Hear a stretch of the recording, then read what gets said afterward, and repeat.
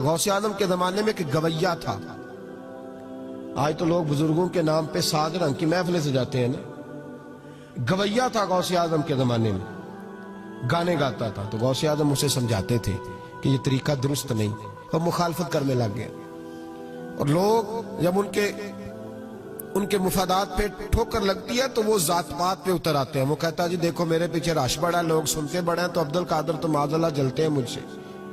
خیر بڑی مخالفت کی، باتیں ٹٹول کے لاتا، کھاتے کہاں سے ہیں، لنگر کہاں سے آتا ہے، یہ کیا ہے۔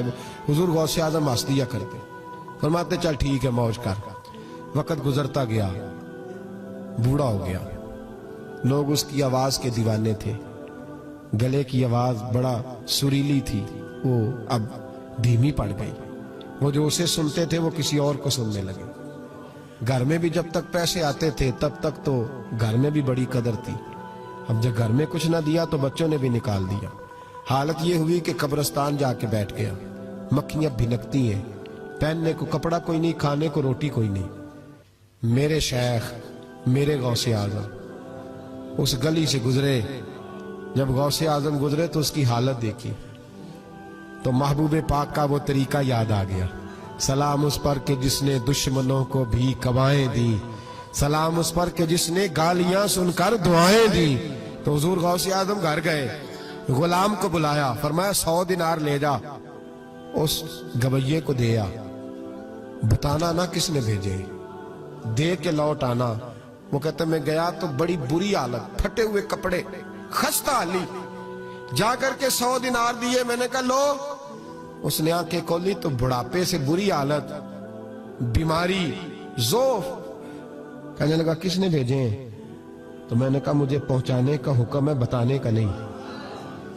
تو کہتے اس کی آنکھوں میں آنسو آ گئے۔ کہنے لگا میں بھی سارے بغداد کو جانتا ہوں، مجھے پتا ہے اس حالت پہ اگر مجھ پہ کوئی کرم کر سکتا ہے تو وہ عبدالقادر جیلانی ہے۔ مجھے بھی پتا ہے، میں بھی جانتا ہوں اس حال میں گرے ہوئوں کو تھامنا اگر کسی کا طریقہ ہے تو وہ غوث اعظم کا ہی ہے، وہی مجھ پہ کرم کر سکتے ہیں۔ ایک خادم کہتے ہیں میں دے کے آیا تو وہ میرے پیچھے پیچھے چلنے لگا۔